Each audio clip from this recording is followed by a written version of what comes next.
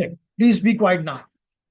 Ladies and gentlemen, आज जो topic हम पढ़ रहे हैं that is about again still we are following the convolution sum and we know that convolution sum is used for what purpose? Why we use convolution? Why we are studying convolution? Why we do convolution? Sir साहब,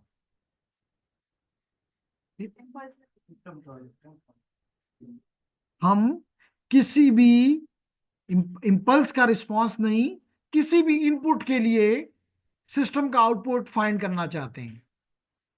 वो input impulse भी हो सकता है, लेकिन लाजमी नहीं कि वो इम्पल्स ही हो। इसका मतलब ये है कि हम कहना ये चाहते हैं कि हमारा वाई, हम वाई ऑफ एन में इंटरेस्टेड हैं, which is equal to the convolution of the input with the impulse response. ऐसा ही है ना? अब अगर ये बात हमें समझ आ गई तो फिर हम ये कह सकते हैं कि, और हमने ये भी पढ़ा है कि this is basically, this is just a shortcut, this is just a shorthand written, it doesn't give you some idea what need to be done. हमने पढ़ लिया कि this is basically X of K into H of N minus K. ठीक? और it can be written like this as well, h of k into x of n minus k, where k is from minus infinity to plus infinity। याद है ना? इसमें तो कोई शक नहीं है। अगर इसमें कोई शक नहीं है तो फिर एक छोटा सा काम करें, सब लोग अपने रजिस्टर्स और कॉपीज वगैरह, पेन वगैरह निकाल लें, और ये एक सिग्नल है आपके सामने, ये एक सिग्नल है आपके सामने h ऑफ n, इसको प्लॉट कर दें। इसको प्लॉट करके मुझे बताएं कि क्या है। तो इट इज 43। तो इसका मतलब आपको पता है कि इसमें 2 मिनट से ज्यादा नहीं लगने चाहिए, तो जल्दी से आप। ओके, अब आपका यूएफएन क्या है?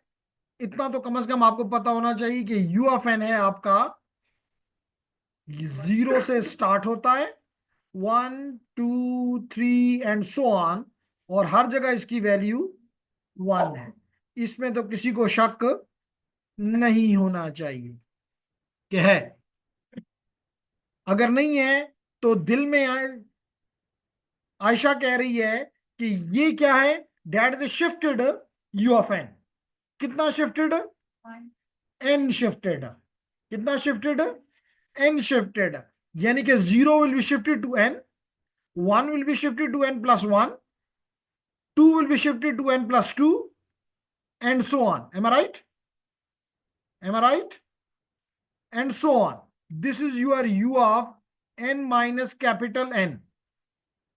What I need to do between these two signals? Subtraction, minus। अब यहां इसका मतलब यहां पे नहीं है, यहां पे नहीं है, यहां पे नहीं है, यहां पे नहीं है, यहां पे जीरोस हैं। 0 1 2 3 पे जीरोस हैं। अब इसका मतलब है कि 1 - 0 इज 1। Very good. तो इसका मतलब 0 पे 1, 1 पे भी नहीं है तो 1 पे भी 1, 2 पे भी 1, and so on up to n पे जाके जब इसका n आएगा, कहीं तो आएगा, तो ये दोनों एक दूसरे के साथ सब्ट्रैक्ट हो जाएंगे, 0 हो जाएंगे। इसका मतलब है कि n से एक पहले, n - 1 पे ये 1 होगा और उसके आगे सारा का सारा 0 हो जाएगा। तो जब तक ये इंडेक्सेस नहीं है, ये सब गलत है। अब बात समझ आ गई? इसका मतलब है कि ये वाला सिग्नल एक्चुअली मेरा h ऑफ n है। ये सिग्नल मेरा, ये इंपल्स रिस्पॉन्स है इस सिस्टम के लिए जो मुझे दिया गया है। कंफ्यूज्ड? ठीक है। सना के साथ कौन है? सादिया। सादिया क्लियर है? अब लेडीज एंड जेंटलमैन, दूसरा टास्क आपको ये दे रहा हूं कि प्लॉट करें एक्स ऑफ एन। ये आपको नजर आ रहा है, ये आपको नजर आ रहा है, ये है आपका इनपुट सिग्नल। इसमें दो बातों का आपने थोड़ा सा ख्याल रखना है। लाजमी तौर पे you have to take care of the value of n के ऊपर तो कोई शक नहीं है कि वो कहता है कि जनाब जब एन की वैल्यू नेगेटिव है, लेस देन जीरो है, तो इनपुट भी जीरो है, कोई मसला नहीं। Now you have to take care of the, और एन की वैल्यू कह रहा है कि जीरो से लेके इंफिनिटी तक है, जीरो से लेके इंफिनिटी तक है। तो फिर क्वेश्चन ये है कि इस केस में ए की क्या वैल्यू ली जाए और क्यों ली जाए, that is important to think about. Thinking this, plot this x of n again. So I'm stopping the recording for a short time. तो लेडीज एंड जेंटलमैन, इशू यहाँ पे था कि वो कहता है, पहली बात तो मैंने कहा कि जी आप ए पे डिसाइड करो। आपने जब ए पे डिसाइड करने की बात की तो ए की वैल्यू वन के इक्वल भी हो सकती है, वन से ग्रेटर भी हो सकती है, और वन से लेस भी हो सकती है। ठीक है ना जी। अब अगर आप इक्वल टू वन लेते हैं तो इसका मतलब यह है कि एन की वैल्यू ए की पावर जीरो, ए की पावर वन, ए की पावर टू, ए की पावर थ्री, और इस सब केस में वन है, तो इसका मतलब वन की पावर जीरो, वन की पावर वन, वन की पावर वन, वन की power three, and so on is important. क्योंकि यहां पे कुछ लोगों ने तीन बना के रोक दिया, रोकने की इजाजत नहीं थी। ओके, कंटिन्यूस नहीं है, कॉन्टिन्यू मतलब आगे जा रहे हैं, लेकिन कंटिन्यूस सिग्नल नहीं है। यहाँ पे इस बंदे ने कंटिन्यूस सिग्नल बना दिया मेरे लिए, तो मैं तो डिस्क्रीट में हूं, मुझे कंटिन्यूस क्यों दिखा रहे हो। यहाँ पे भी इन्होंने पहले किया कि इन्होंने कंटिन्यूस बना दिया, उसमें भी गलती थी, लेकिन कंटिन्यूस तो हो ही नहीं सकता, ये तो डिस्क्रीट है। तो लेडीज एंड जेंटलमैन, इसका मतलब है कि this is equal to u of n. लेकिन अगर मैं, इसका मतलब है कि this is one plus one plus one plus one and so on and so on. इसका मतलब अगर ये इनपुट दूं तो it will sum up to the infinity. अगर किसी सिस्टम को आप खुद ही माशाल्लाह खुद ही इंफिनिटी इनफाइनाइट इनपुट दें, तो इसका मतलब है कि आप उसको, चाहे वो एच एफ एन कुछ भी है जो कि आपको नजर आ रहा है ये है h f n, the system will never give you an answer because the system is unstable, because the input is unstable, making it unstable. इसलिए वन नाजायज था। फिर आपने कहा जी ग्रेटर देन वन लेता हूं, ठीक है, मिसाल के तौर पे टू ले लो। तो जब आपने यहां पे टू लिया फॉर एग्जाम्पल इस तरह, तो टू की पावर जीरो वन, टू की power two, four, eight, 16 and so on. तो it is again it is converging, diverging. तो इसका मतलब वन पे अगर इनफाइनाइट है तो डाइवर्जिंग पे तो हो गई इनफाइनाइट। इसका मतलब ये वैल्यू भी सूट नहीं करती। इसलिए हमने कहा कि ये वैल्यू आपको लेनी चाहिए थी which is less then one.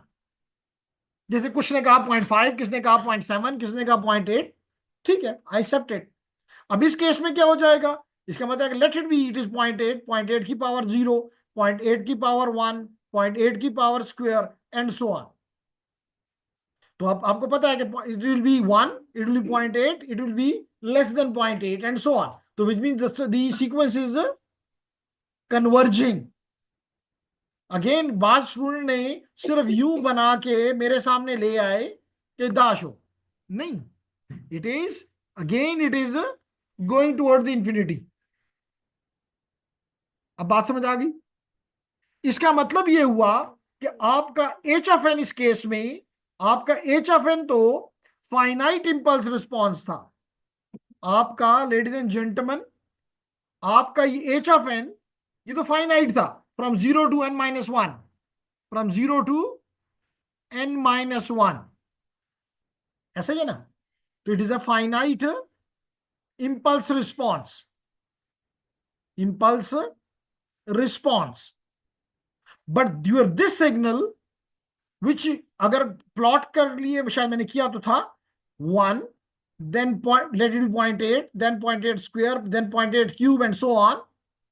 So basically it is can be written as a of n into u of n, because u of n will remove all the negative part, and it is written here that the negative part is at negative indexes, the value of the input is that the reason, ladies and gentlemen, I can represent my x of n like this. Clear? अब मुझे मसला आ गया, सुमाइका अब मसला हो गया। मसला ये हुआ कि उमर,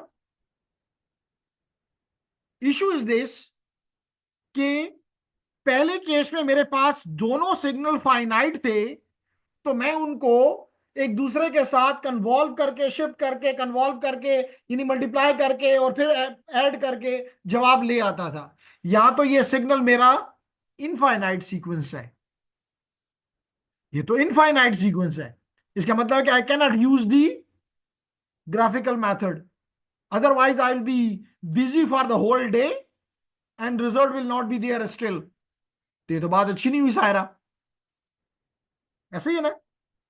तो इसका मतलब ये है, इसका मतलब ये है कि then I have to use some other method, and some other method is, can I rub this all? Okay, can I rub it? Okay, तो if I rub it all and make it a little smaller like this, so ladies and gentlemen, it means that I have to use the analytic evaluation. I have to use the, not the graphical, I have to use the analytic method। अब बात समझ आ गई कि हर जगह graphical नहीं चल सकता। तो what I have to do, I need, as you know, I need y of n. Definitely, I want the convolution sum. इसका मतलब I need the output of an LTI system. Do remember, I need an output of a LTI system. So, ladies and gentlemen, for this, what I need to do, I know that it is equal to summation x of k into h of n minus k।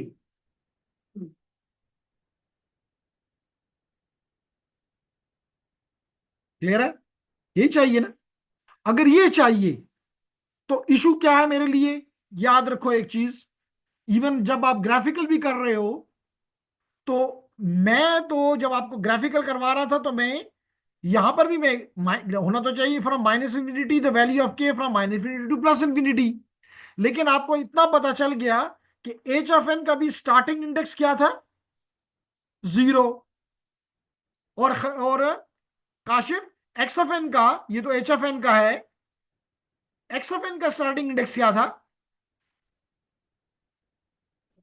Ji ji, zero. तो इसका मतलब है कि Y of N का starting index क्या होगा? वो भी जीरो। इसका मतलब है कि इंफिनिटी की बजाय ये तो मुझे पता चल गया कि I have to sum this sequence from zero to some for this, for a time being I am saying infinity, the answer is not infinity. I have to check what should be the value of the upper limit, but the lower limit is by sure confirm zero। अब बात clear हो गई? Okay, now ladies and gentleman, करने का तरीका ये होता है कि अब आपने इन दोनों में से लाजमी तौर पे इसको तो आप फोल्ड और शिफ्ट नहीं करना चाहेंगे, क्योंकि इसका लेंथ तो इनफाइनाइट है। लाजमी तौर पे you will be trying to, you have a finite sequence signal h of n minus h of n, which is from 0 to n minus 1, finite है। तो आप अगर इसको, आपके पास अभी आपने देखा कि आपका h of that is from 0 to n minus 1, ऐसे ही था ना? And if it is h of k for example, तो your h of minus k will be, चलें जी, h of k मैंने बना दिया, अब नहीं सुनूंगा, h of माइनस के सेकंडों में लेकर आओ, एच ऑफ के माइनस के, जिसको आप फोल्डिंग कहते हैं, सेकंडों में करके लाओ।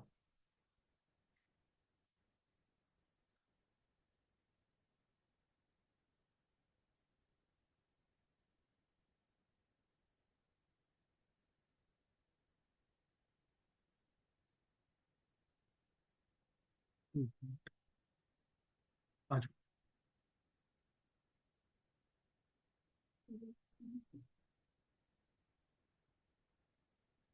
ठीक है, जी सर। तो आपने माइनस अंदर सर ले, तो मैंने बाहर लिखा है, ब्रैकेट में लगेगा -6। इसका बस मसला है। जी तो ladies and gentlemen, this is my h of minus k, am I right? -n+1। Clear है मेरी बात? अब अगर मैंने कहा कि नॉर्मली जब हम एनालिटिक में जाते हैं तो हम हर जगह को ऊपर देखते हैं, क्योंकि हर जगह पे एक तरह की समेशन या एक तरह की मल्टीप्लिकेशन नहीं होगी। क्यों? क्योंकि लिमिट्स बदल जाएंगी। कैसे? मिसाल के तौर पे, अगर मेरे पास एक सिग्नल ये है एच ऑफ के, आपने अभी देखा एक्स ऑफ के को भी आपने, एक्स ऑफ एन या एक्स ऑफ के को भी आपने देख लिया कि it is from 1 to 0 to infinity. तो कोशिश स्टार्ट वहां से करना होता है कि जब दो सिग्नल आपस में कन्वॉल्व करते हैं तो आगाज आप ले लें from the point where there is no overlap, there is no overlap. वो रीजन निकालो जहां पे ओवरलैप बिल्कुल दोनों सिग्नल्स का नहीं है। ठीक है? अगर ये ठीक है तो फिर आलियान बता देगी कि बगैर सॉल्व किए मुझे वाई एफ एन क्या होगा, यहां पे आउटपुट क्या होगा।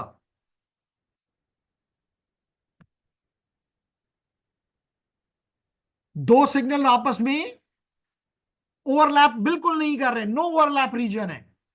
एक सिग्नल यहां पड़ा है, दूसरा सिग्नल यहां पड़ा है, मैं इन दोनों को कन्वॉल्व कर रहा हूं, तो वैल्यू क्या आएगी आउटपुट की? जीरो आएगी। बगैर सोचे कह रहा हूं कि बगैर कैलकुलेट किए कह दो जीरो है, क्योंकि the two signals are basically multiplying, the two signals are basically multiplying. तो उनमें तो कोई वही नहीं, इंडेक्सेस ही एक सेम नहीं है, तो they will never be multiplied, the result will be zero. तो इट मीन यहां तो आप आंखें बंद करके कह दें कि जीरो है। ठीक है? फिर क्या होगा? जब आप इस सिग्नल को अपने एच ऑफ के को शिफ्ट दोगे, यानी यहां पे कहने का मेरा मकसद है कि एन की एक ऐसी वैल्यू लो जिससे आपको ये रीजन मिल जाए, और पूरे रीजन को सर्च करो कि कहां से लेके कहां तक ये ओवरलैप नहीं करेंगे, ये ओवरलैप नहीं करेंगे। उस रीजन में कहोगे कि जी इस रीजन में है तो मेरा आउटपुट जीरो होगा। फिर क्या करो? और नो ओवरलैप के बाद आपके पास, अगर आप थोड़ा सा सोच रहे हो, तो आपको पार्शियल ओवरलैप मिलेगा। कैसे? ये तो फिक्स है, ये अगर है आ रहा है आ रहा है आ रहा है आ रहा है, एक जगह आएगी कि ये ओवरलैप करना शुरू कर देगा। कंप्लीट ओवरलैप नहीं है, कंप्लीट ओवरलैप नहीं है, पार्शियल ओवरलैप है। लेकिन अब कुछ वैल्यू आएगी, अब कुछ वैल्यू आएगी। इसका मतलब है कि आप इस रीजन में वाई ऑफ एन को फाइंड करो। हम्म शक है इस बात पे? ओके, अभी अभी एक्सप्लेन करता हूं फर्दर भी। फिर उसके बाद क्या है? ये पार्शियल ओवरलैप कंटिन्यू रहेगा एक खास रीजन तक, और एक वक्त आएगा कि कंप्लीट ओवरलैप आ जाएगा, कंप्लीट ओवरलैप आ जाएगा। तो इसका मतलब है कि उसके बाद फाइंड करो कंप्लीट ओवरलैप का एरिया, कंप्लीट ओवरलैप का एरिया, और यहां पे वाई की वैल्यू फाइंड करो। फिर ये गरीब आगे निकल जाएगा, तो फिर पार्शियल ओवरलैप स्टार्ट हो जाएगा। तो इसके बाद might be you get the partial overlap again, और पार्शियल ओवरलैप के बाद ये फिर निकल जाएगा, नो ओवरलैप रीजन में चला जाएगा, नो ओवरलैप रीजन में चला जाएगा, और वाई की वैल्यू फिर एक दफा, तो बस उसके बाद तो वाई की वैल्यू हमेशा जीरो है। तो फिर आप हर रीजन में मुझे बता दोगे कि जी इसका आउटपुट इस इनपुट के लिए या इस एच एफ एन के लिए ये आउटपुट है, एनालिटिकली आपने बता दिया।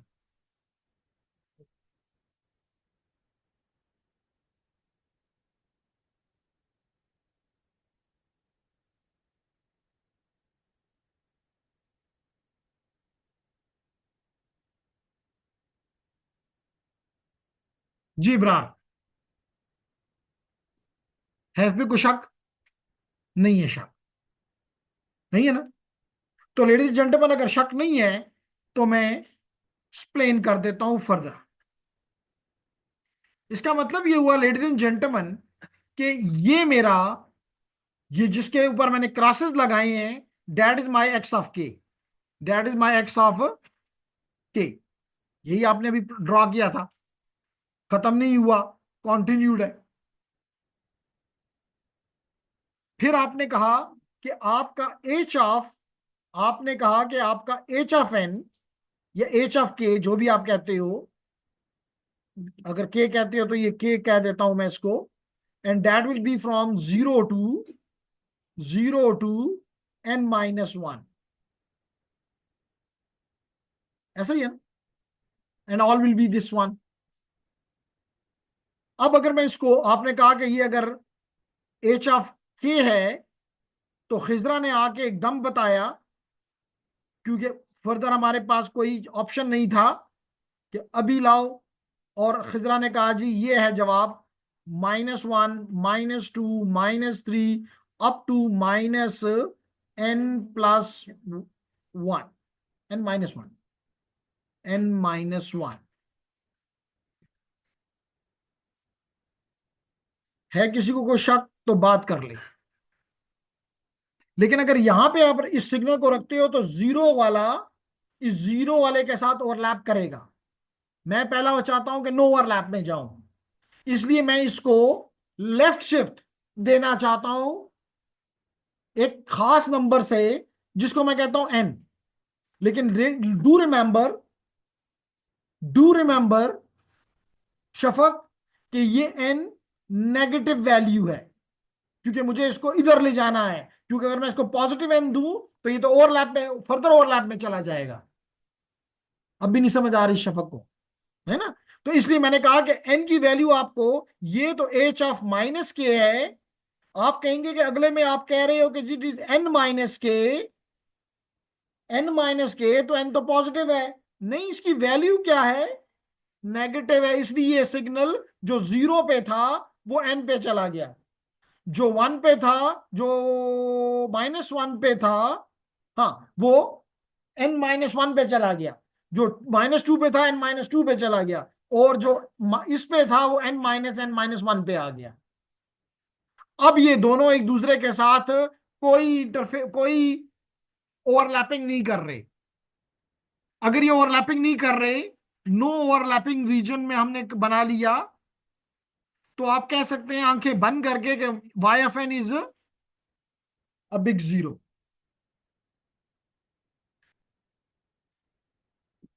क्लियर हो गया कि नहीं? फिर क्या है, आपने इस सिग्नल को राइट की तरफ स्लोली मूव किया। एक वक्त आया कि ये सिग्नल इसके ऊपर ओवरलैप कर गया, तो the partial overlap started, partial overlap started. तो लेडीज एंड जेंटलमैन, हम यहां पे देख सकते हैं, ये देख लें जी, कि by these three only, in this example only, the three are overlapping. ये भी जीरो का हो जाएंगे, ये भी जीरो हो जाएंगे, and I will be getting some value, but the important is I have to use the summation. Summation में मुझे देखना होगा कि के की वैल्यू, इंडेक्स की वैल्यू कहां से, इसके लिए तो वो आसान था कि हमने कहा जी बस ये तो जीरो है, जान छूट गई। लेकिन यहां पे हमें देखना पड़ेगा कि एक तो देखना पड़ेगा कि ये सीक्वेंस किस तरह का है, और नंबर 2 हमें ये देखना पड़ेगा कि कहां से लेके कहां तक इसको सम करना है। Lower index and upper, upper limit and lower limit क्या होगी, यहां तक भी क्लियर हो गया? अब क्या है जी, नेक्स्ट में क्या होना है, ये भी देख लेते हैं। नेक्स्ट में ये कंप्लीटली ओवरलैप कर गया, ये कंप्लीटली, सॉरी,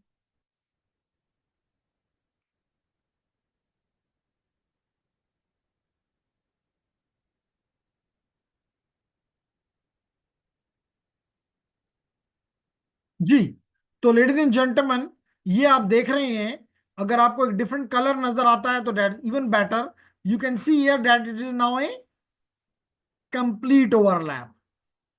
तो हमने देखना होगा कि कंप्लीट ओवरलैप के लिए भी लिमिट्स क्या होंगी, और उसके बाद जब ये निकल जाएगा तो नो ओवरलैप, जान छूट गई। क्लियर हो गया? अगर यही चीज आपने समझ ली तो अब इसका मतलब सिर्फ हमें ये लिमिट्स का ख्याल करना है, और ये बताना होगा कि अगर ये दोनों सिग्नल आपस में मल्टीप्लाई भी हो जाएं तो किस किस्म का सीक्वेंस आता है, किस किस्म का सीक्वेंस। क्योंकि इसकी वैल्यू खुशकिस्मती से 1 है, और 1 किसी भी चीज से मल्टीप्लाई करता है तो वही वैल्यू आ जाती है, वही वैल्यू आ जाती है। तो इसलिए हमारे लिए ज्यादा सोचने का वो नहीं है, जरूरत नहीं है। Clear? Okay ladies and gentlemen, and if we move further, अब मेरे ख्याल मिटा देना चाहिए।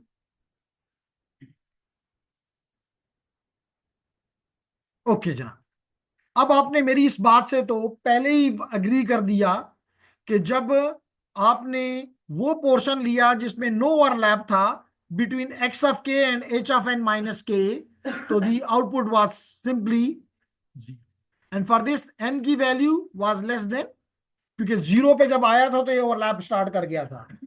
और जितना भी ये एन जीरो से कम था, -1 था, -2 था, माइनस इंफिनिटी तक था, ये तमाम के लिए माई आउटपुट इज 0। है कोई जो इस बात से डिसएग्रीमेंट करे?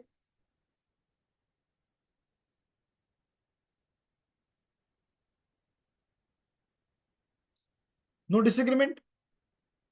है डिसएग्रीमेंट? नो। ओके जी, फिर अगर आप नहीं करते तो आपकी मर्जी। अब हम आते हैं जी जो बी वाला था, which was a partial overlap. अब हमने देखना है कि एन की वैल्यू जब 0 हुई थी तो ओवरलैप स्टार्ट हो गया था।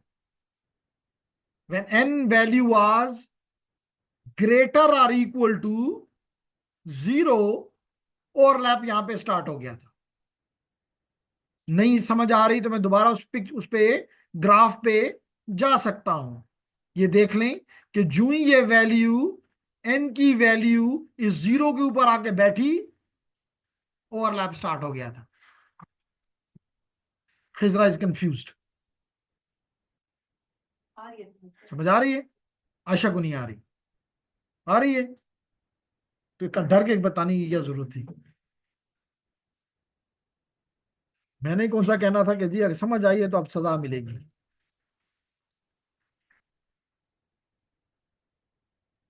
जी वापस आ जाए लेडीज एंड जेंटलमैन, प्लीज यहाँ पे। अब दूसरी बात जो है कि जब ये वैल्यू, ख्याल करो, इसका एंडिंग इंडेक्स ये है, तवज्जो दोगे तो समझ आ जाएगी, ये इसका एंडिंग इंडेक्स है। ये वैल्यू जब एन के ऊपर 0 पे जाके बैठेगी तो ये फुली ओवरलैप कर जाएगा, और जब ये वैल्यू इस 0 से कम होगी तो पार्शियल ओवरलैप होगा।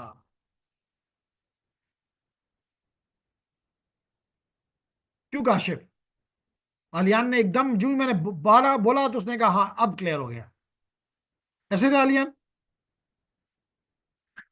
काशिफ कहता है उसमें पता नहीं था। तो दोबारा सुनो, देखो जब ये वैल्यू इस जगह पे आके बैठ गई तो इसका मतलब ये पूरा का पूरा सिग्नल यहां पे आके ओवरलैप कर गया तो फुली शुरू हो जाएगा, लेकिन एक दाना भी इधर है तो पार्शियल ओवरलैप। इसका मतलब कि this value should be less than 0। तो इसका मतलब यह है लेडीज एंड जेंटलमैन कि आप मेरी इस बात से एग्रीमेंट में आने के करीब करीब हैं कि योर एन वैल्यू इज, जैसे मैंने लिखा था, n is greater than this, and your this value the last index should be less than 0। Clear? और इन दोनों को अगर आप कंबाइन कर लें तो आप ये भी कह सकते हैं कि एन इज ग्रेटर और equal to 0 and n is less than equal to n minus 1। अब हम करना क्या चाह रहे हैं? हम करना ये चाह रहे हैं, आपको पता है लेकिन भूले हुए हैं सिर्फ, कि आप ये करना चाह रहे थे कि Y F N is equal to summation X of K into H of N minus K, यही करना चाह रहे थे ना। इसके मतलब इन दोनों का आप मल्टीप्लाई करना चाह रहे थे।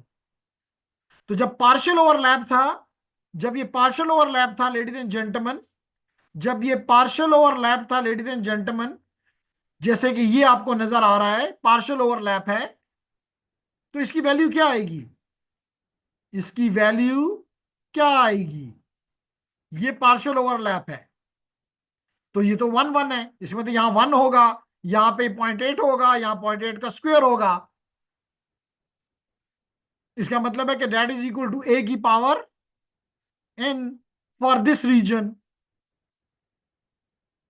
तो हम ये इस वक्त तीन भी, एक भी ओवरलैप कर सकता है, दो भी कर सकते हैं, तीन भी कर सकता है, ये सारे भी से एक कम भी कर सकता है। तो हमने उस रीजन में इसको, इस सिग्नल को ए एफ एन को समेशन करनी है, ए एफ एन की समेशन करनी है। समझ आ रही है? तो लेडीज एंड जेंटलमैन, मैं वापस,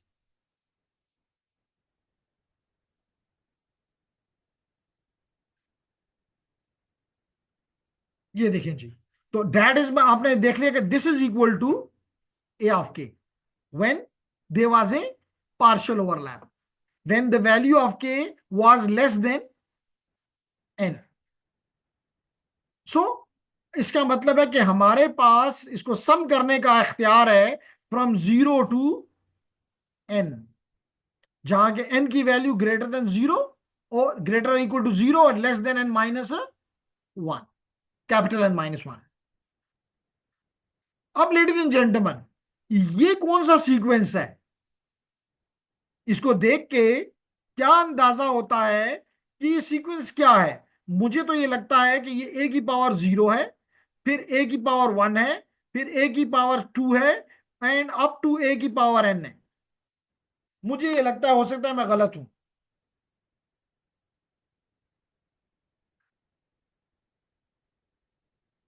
सुमाई का गलती कहां है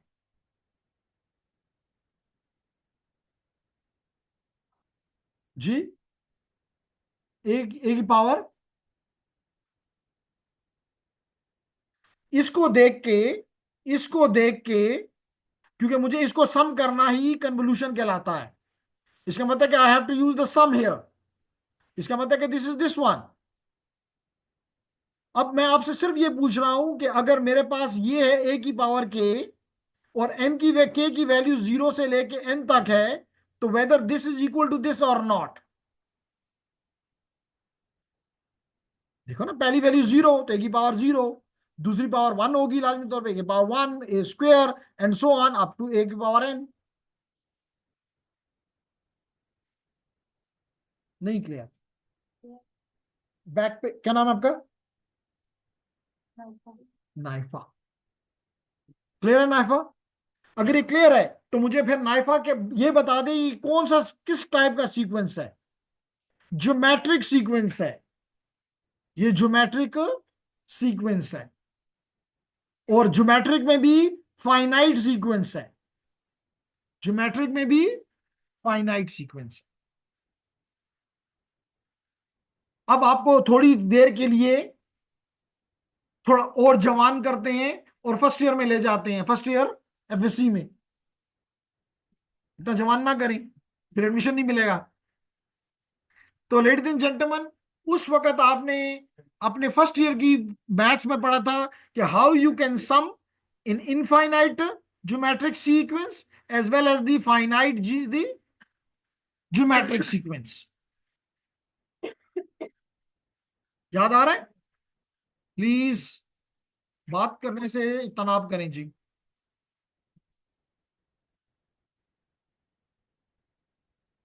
ओके, तो जनाब अगर आपको वो फार्मूला याद है तो अच्छी बात, और नहीं याद तो उसने ये दे दिया कि जनाब अगर आपने कहीं से भी कहीं तक भी ऐड करना हो किसी भी ज्योमेट्रिक सीक्वेंस को, तो डेट वाज अल्फा, यानी कि जो भी वैल्यू यहाँ पे ए और अल्फा वट एवर, ए की power n lower limit minus a upper limit plus 1 divide by 1 minus alpha.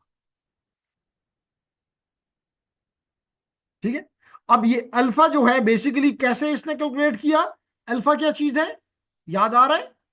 क्योंकि आप जवान हो गए हुए हैं, आपको ये पता नहीं है, लेकिन आप जवान हो गए हुए हैं। उस वक्त आपको याद रहता था चीजें।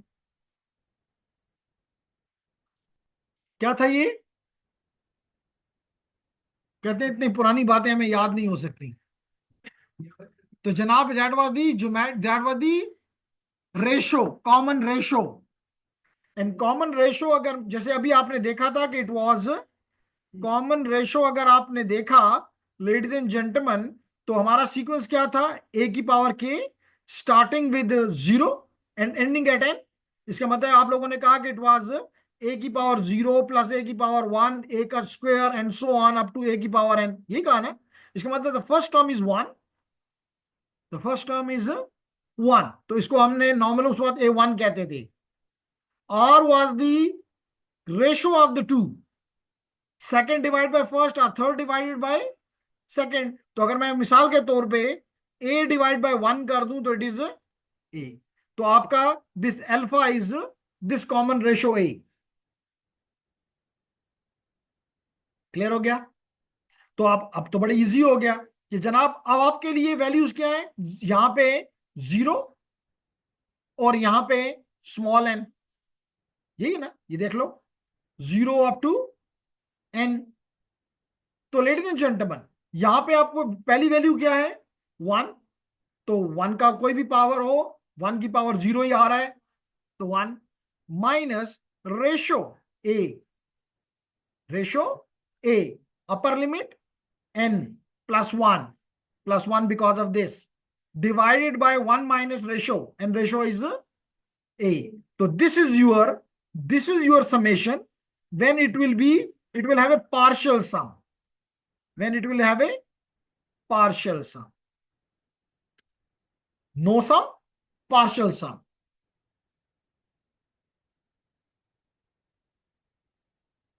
no sum, when it was y of n is equal to 0, no, no overlap, and now it is a partial overlap, so your value of the output will be this one। बड़ा easy आप find करना। अगर कोई आपको कहता है कि बता दो, मिसाल के तौर पे आप कहते हैं जी 6 नंबर इंडेक्स चाहिए, A6 Y6, 1 माइनस ए की वैल्यू, जैसे आप लोगों ने 0.8 का फॉर एग्जांपल, 0.8 की power 8 plus 1 divided by 1 minus 0.8, तो that will give you the value of y of 8 for example.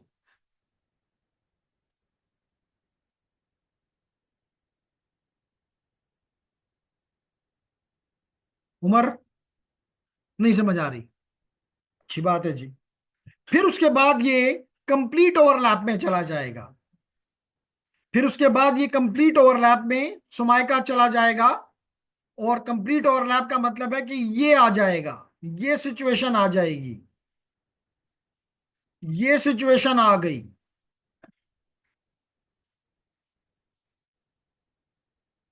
Again, अगर इन दोनों को आप मल्टीप्लाई करें, अगर दोनों को नाइफा मल्टीप्लाई कर दो, क्या एक्सपेक्ट करती हो रिजल्ट?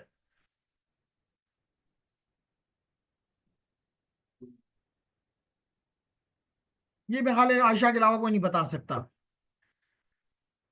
इन दोनों को अगर मल्टीप्लाई कर दो तो क्या जवाब आएगा? दुनिया का सबसे इजी सवाल है ये, क्योंकि ये 1 है, तो ये जो भी इसकी वैल्यू है उसके साथ मल्टीप्लाई होगा तो ये चीज आ जाएगी, और जब ये चीज आएगी तो it is a declining exponential, which was we know that was given by a of n. तो ये ना बताया तो ये तो बड़ी मुश्किल बात हो गई है। नहीं क्लियर? क्लियर? सो इसका मतलब है कि समेशन अभी ये जस्ट मुझे क्या देखना होगा, मुझे वो रीजन ढूंढना होगा जिसमें ये कंप्लीटली, क्योंकि ये यहां पे था तब भी कंप्लीटली ओवरलैप था, जब ये यहां है तब भी है, यहां तक जब ये पहुंचेगा तो कंप्लीट, ये जगह यहां तक जब पहुंचेगी तो कंप्लीट ओवरलैप कंटिन्यू रहेगा। जो ही ऐसा निकलेगा तो ओवरलैप गिर जाएगा। क्लियर है? तो ladies and gentleman, I go back to दी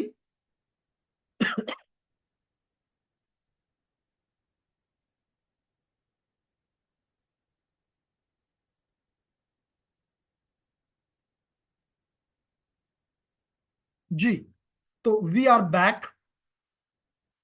तो लेडीज एंड जेंटलमैन, आपने देखा कि अगेन आपने जो चीज फाइंड करनी है सी में, दैट इज, आयशा ने मैं बताया कि स्टिल इट इज ए की पावर के। ठीक है, अगर सायरा ये ठीक है तो जस्ट मुझे अपनी लिमिट्स के साथ खेलना है कि the value of n should be, the index value should be less than और equal to n, and the lower will be n minus n, capital n plus one. इस लिमिट में देख लें, lower limit is this one, upper limit is this one. Again the same formula, just a हमने ऊपर पढ़ा अभी,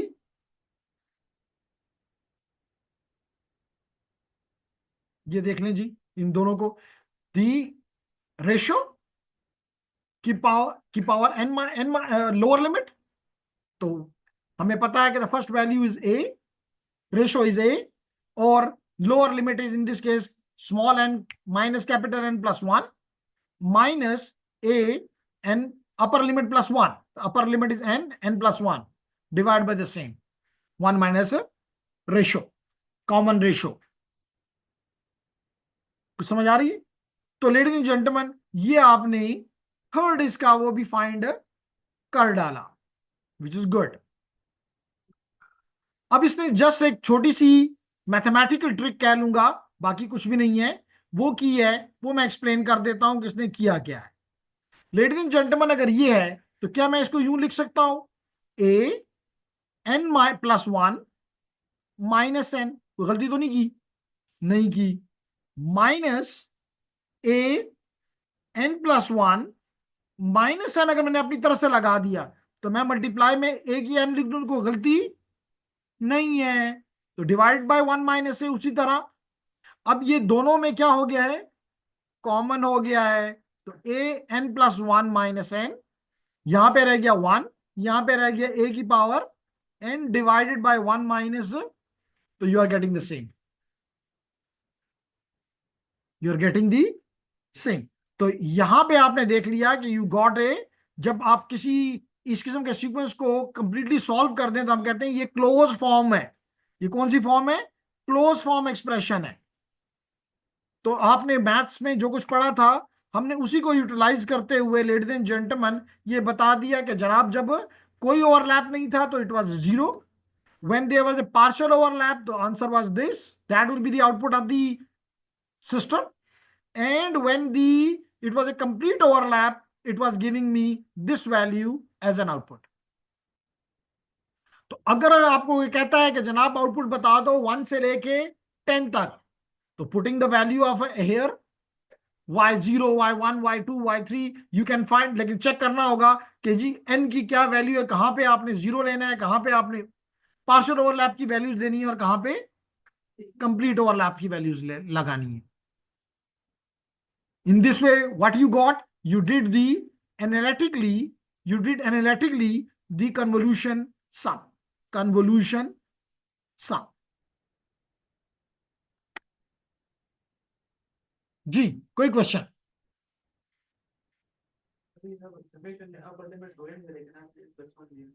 क्योंकि उसके लिए मुझे जाना पड़ेगा मैथ्स में दोबारा पीछे, और लेकिन मैंने उस पर जाने की बजाय लेडीज एंड जेंटलमैन ये फॉर्मूला आपके सामने रख दिया कि ये फॉर्मूला आपने एफएससी में पढ़ा था, ये फार्मूला आपने पढ़ा था, और यहां पे वो कहता है कि कॉमन रेशो के अपर सेकंड में अपर लिमिट प्लस वन।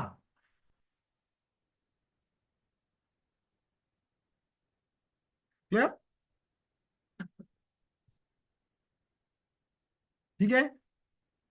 तो लेडीज एंड जेंटलमैन, अगर ये आपको समझ आ गया तो हम छोटा सा बात अगले टॉपिक की करते हैं, और वो है कि प्रॉपर्टीज ऑफ लीनियर टाइम या शिफ्ट इनवेरिएंट या टाइम इनवेरिएंट सिस्टम।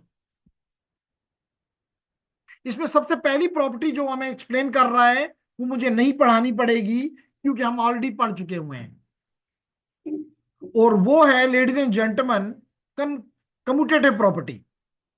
वो है कम्यूटेटिव प्रॉपर्टी।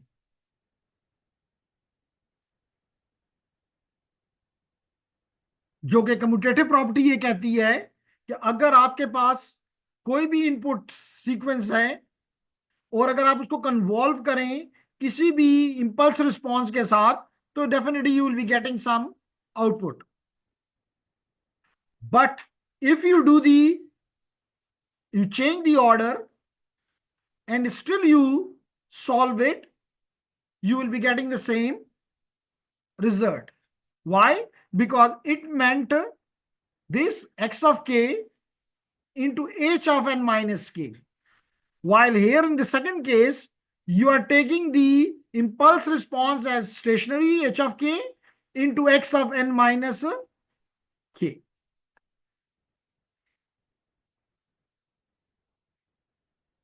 ठीक है? तो हमने ये चीज पढ़ी थी कि अगर आप x इंटू एच करें या h इंटू एक्स करें, जैसे मैंने यहां पे लिखा है, the result will be the same. The result will be same. ठीक है? तो this is the first property which is called the property की commutative property.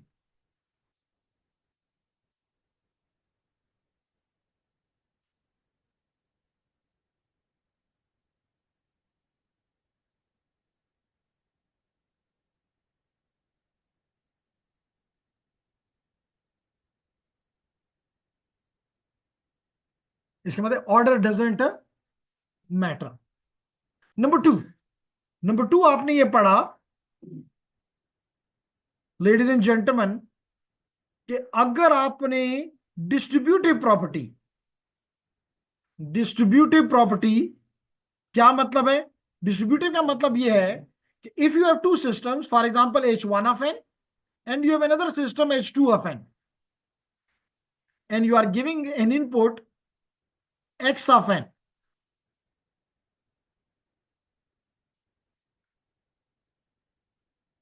is there any issue, gentlemen?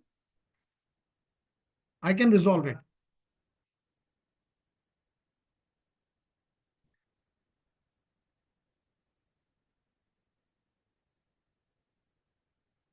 Okay, so ladies and gentlemen, you know that it will give you some output which will be x1 x of n into h1 of n, x of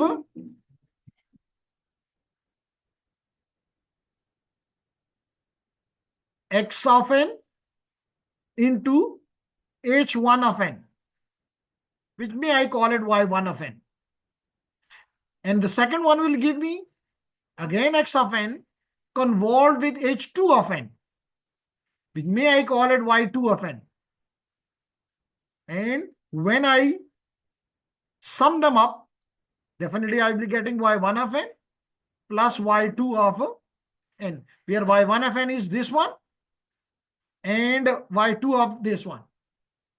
So this property is called distributive property. यही चीज वो यहां पे बता रहा है। ये देख लें कि x convolve with h1 plus h2, distributive or addition. So you first took the x of n convolved with h1 of n, x1 of n convolved with h1 of n. Then you took x of 1 convolved with h2 of n. And you got the first one. May I call it y1, may I call it y2, and the sum of the two will be the overall y of n.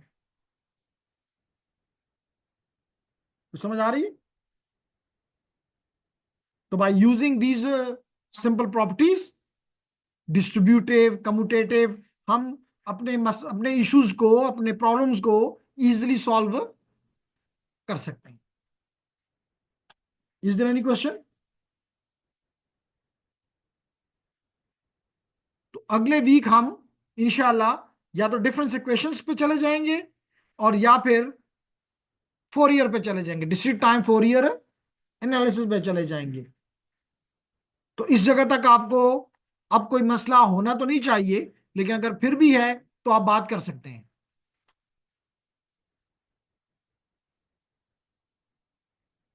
No, sure, चले जी आपकी मर्जी।